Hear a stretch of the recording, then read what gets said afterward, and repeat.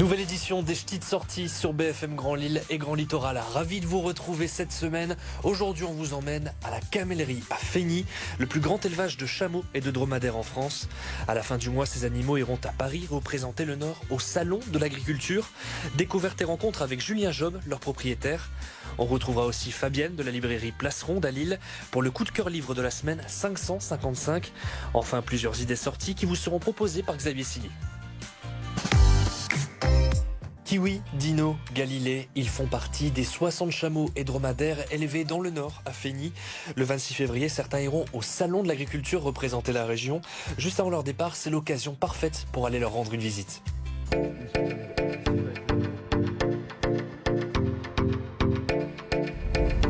Je vous retrouve à Feigny, on est juste à côté de Maubeuge pour aller découvrir une exploitation un peu particulière. C'est la camellerie, des dromadaires, des chameaux.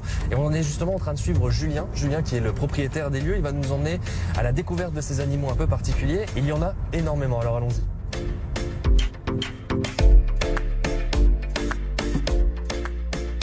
Bonjour Julien. Bonjour. C'est un plaisir de vous voir aujourd'hui. Bon.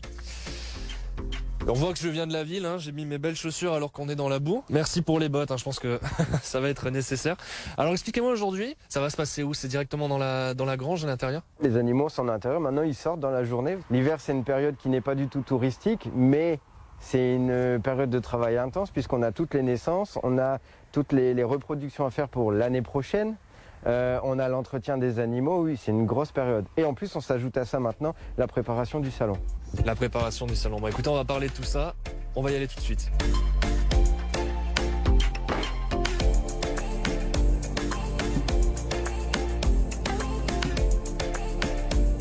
Bonjour. Oh. Ils sont curieux, hein. C'est super curieux, c'est super gentil, ça change rien à leur tempérament. Ici, on a un groupe avec uniquement des trop jeunes ou des plaines qui, d'ici un mois ou deux, seront mamans. Julien, c'est quoi la prochaine étape? On va directement dans l'enclos. On peut rentrer, je vous les présenter. Puis là, c'est des bouts de morceaux, de micros, de tout qui va disparaître. Allez, pousse-toi, Grasse.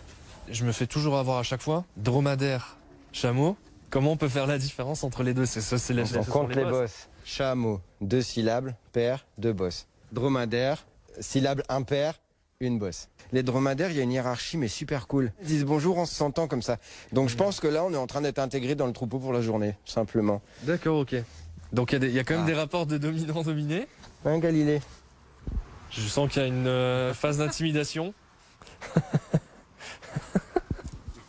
Bon, Valentin, tu te fais beaucoup attaquer. Hein, là, je suis terrifié. Là, ça commence à être compliqué. Hein. En plus, c'est elle. À chaque fois, c'est toujours le même chameau. Donc, je l'ai à l'œil quand même. Moi, je pensais qu'ils allaient manger du foin, mais ils sont en train de manger des sapins de Noël. On a fait un appel un petit peu sur les réseaux sociaux en disant que si les gens avaient un sapin, au lieu de jeter le sapin, en fait, ils pouvaient nous le ramener, que les animaux allaient les manger. Il y a eu une retombée telle que je pense qu'on va approcher les 1000 sapins. On a juste un petit point qui est super agréable, c'est qu'ils mangent tout le sapin, sauf les troncs. Donc maintenant, j'ai 1000 troncs de sapin à donner à qui veut. Donc ici, on est chez les dromadaires. Chez les dromadaires. Parmi ces dromadaires, vous allez en emmener quelques-uns donc au Salon d'Agriculture. Oui. On en a une dizaine qui vont participer au Salon d'Agriculture là au mois de février, à partir du 26 février. Donc ils seront visibles à Paris dans le hall 5.2 pour être précis. Mais on amène également les yaks qui sont des vaches asiatiques. On emmène les zébus qui sont des petites vaches malgaches.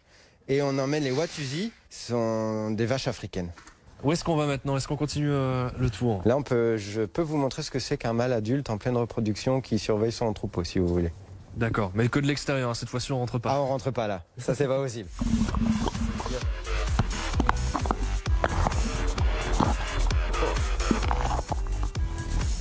Mais il est dégoûtant. Ah oui, c'est très dégoûtant. Il écume énormément, hein. Donc là, parfois, l'écume, c'est la mousse qu'il fait avec sa bave. Des fois, il y en a tellement que ça recouvre complètement la tête, on ne voit plus rien. Ils sont excessivement sales, mais parce que lui surine dessus. Alors malgré tout, malgré son état, malgré ci, malgré ça, l'été, on monte dessus, comme les femelles. C'est une période qui est un peu agitée par rapport aux chameaux, c'est la période de reproduction. Je pense pas que ces animaux-là vont partir au salon de l'agriculture. Quand bien même je voudrais les amener au salon, c'est honteux de montrer un animal dans un état comme ça. J'imagine bien les meetings présidentiels avec avec lui. Ah ouais, moi président, bon, ça marcherait pas. Passons à la suite, c'est pas ça le salon. Déjà avant de faire le bilan ici, j'ai envie de faire le bilan des chaussures de Valentin. Heureusement ça va, tu n'y tenais pas trop. Au-delà du salon de l'agriculture, vous avez également beaucoup d'activités avec les gens. L'activité réelle, elle se fait d'ici peu, où on réouvre les portes, un petit coup de nettoyage, les mâles sont calmés, on remet des selles sur tout le monde, on est reparti, nous voilà partis et cette année on a un programme quand même assez intéressant qui est mis en place. J'espère qu'on pourra le faire cette année. On a nos soirées, on a nos promenades, mais on a aussi, j'espère mettre en place des cours entre guillemets avec une savonnière qui utilise notre lait de chamel dans les savons, donc qui va venir exposer les choses.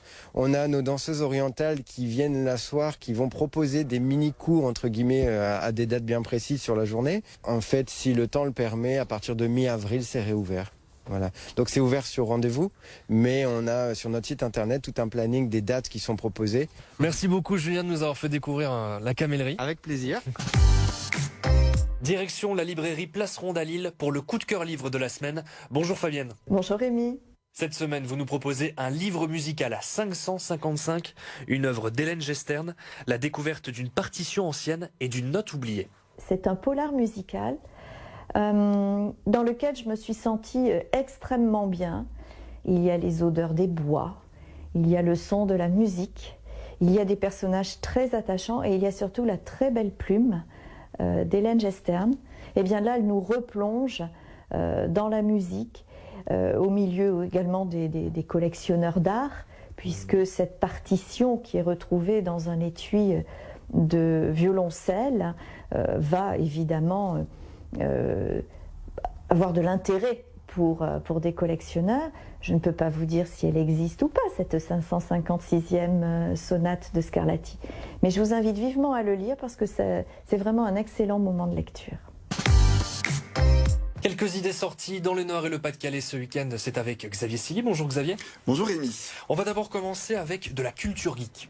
Voilà, geek coréenne plus ou moins, avec ce festival 1, 2, 3 Soleal qui se tient à la gare Saint-Sauveur à Lille, avec au programme pour tous les adolescents qui nous regardent des TikTokers coréens qui seront présents, des concerts de K-pop, des ateliers sur la culture coréenne, des cours de danse, bref, de quoi se faire plaisir et se plonger un petit peu au cœur de Squid Game. Je ne sais pas si vous connaissez la série. En tout cas, le tarif est de 8 € et ça se passe donc ce week-end.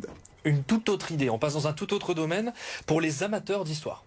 Voilà, on part à la cathédrale de Saint-Omer. C'est un magnifique bâtiment, le palais de la cathédrale, qui se dévoile sous un nouveau jour pour un événement assez exceptionnel, puisque le bâtiment nous plongera au cœur de Noël en 1827, avec une scénographie assez spécifique, des bougies, des chandeliers qui seront mis en avant pour donner vraiment un côté très historique. Le tarif est de 8 € et ça se passe donc dans ce fameux palais de la cathédrale. Et dernière proposition, on va direction Roubaix. Voilà, au Grand Bassin, je ne sais pas si vous connaissez, c'est juste à côté de la piscine. C'est un lieu où sont présents un collectif d'artistes et ils font un événement assez exceptionnel puisqu'ils seront avec Artaetas Éditions. C'est une plateforme qui met en avant des œuvres d'art et qui les vend en direct. Et donc il y a une grande exposition jusqu'à ce dimanche avec notamment la présence de Nicolas Méda. C'est un artiste graffeur assez connu qui sera présent pour faire des œuvres. Merci beaucoup Xavier pour vos propositions pour ce week-end. C'est déjà la fin des Ch'tis sorties. J'espère que ça vous a plu. On se retrouve samedi prochain pour une nouvelle édition. En attendant, bon week-end à tous.